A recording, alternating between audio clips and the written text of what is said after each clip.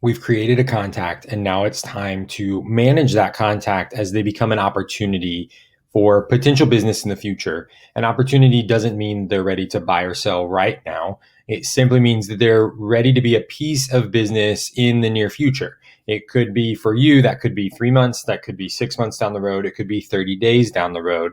That person might come from your sphere of influence with a person that is mentioned that they want to buy or sell next year. It could be a Facebook lead, a Zillow lead, a Boomtown, any other lead platform that you use to generate leads for your business. So this is where we're going to manage all of those in this opportunity dashboard. If you are a single agent, it's going to look just like this. If you're on a team, then you're going to have a team dashboard up here instead of an individual agent dashboard. Now, this is the basic view. This is the default view. There are other ways to look at opportunities, and we dive into that in a later class. For purposes of today, I'm going to give you an overview of the dashboard and how to create the opportunity, and then we'll jump in further videos on how to manage this opportunity.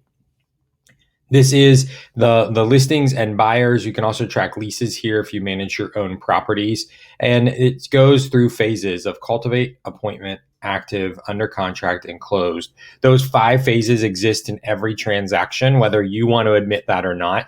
But within those phases, we can set up different stages and categories for you to track along with your people. Again, we cover that in a class later down the road.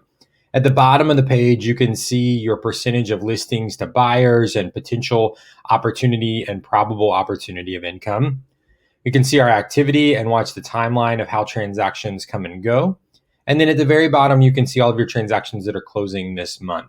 And it's super important that we input as much information as possible into our opportunities so that these tracking metrics work for us. Now, over on the right-hand side, you see this GCI number of potential and probable income.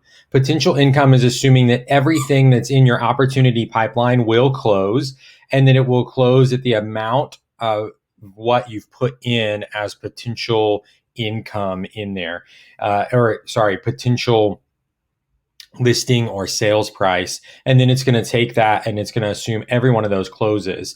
The probable income is based upon pre-assigned percentages to each category that we know increase as someone gets further along in the transaction. Just because someone says they want to buy or sell, they have a much lower percentage than if someone's actively on the market, either looking for a house or selling their home. They have a much higher probability to sell. So this number will increase as people move throughout your pipeline.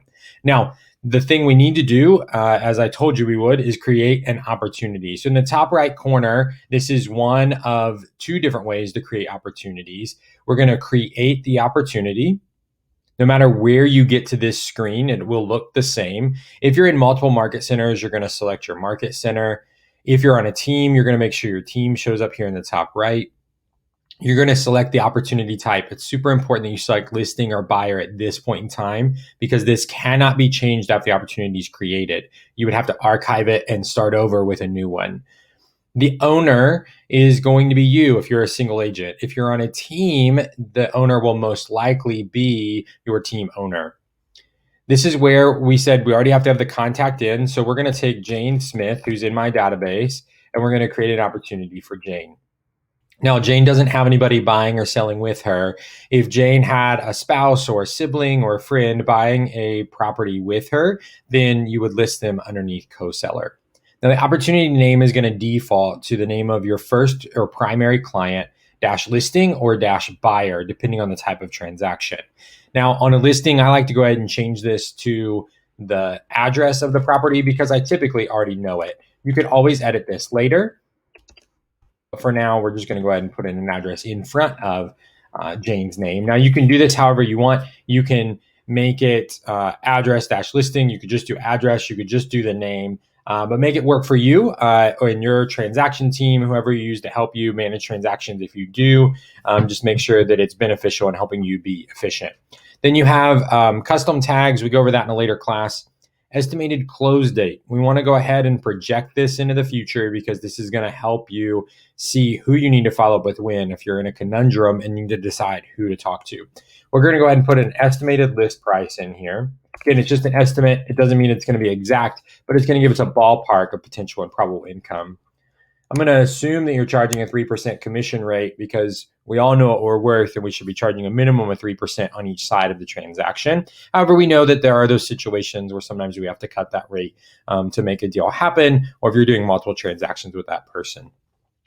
The opportunity phase and stage is going to default to the very first one, cultivate and watch. I'm going to go ahead and leave it there, and then we'll dive into that in the next video on where it goes from that point and how we get to ultimately the transaction.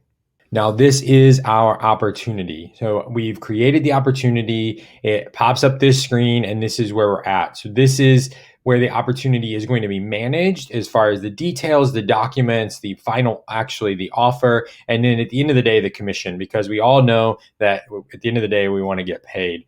Again, we'll jump into this in the next video and talk specifically about this opportunity, how it looks, how to edit it, and how to get to the document creation process.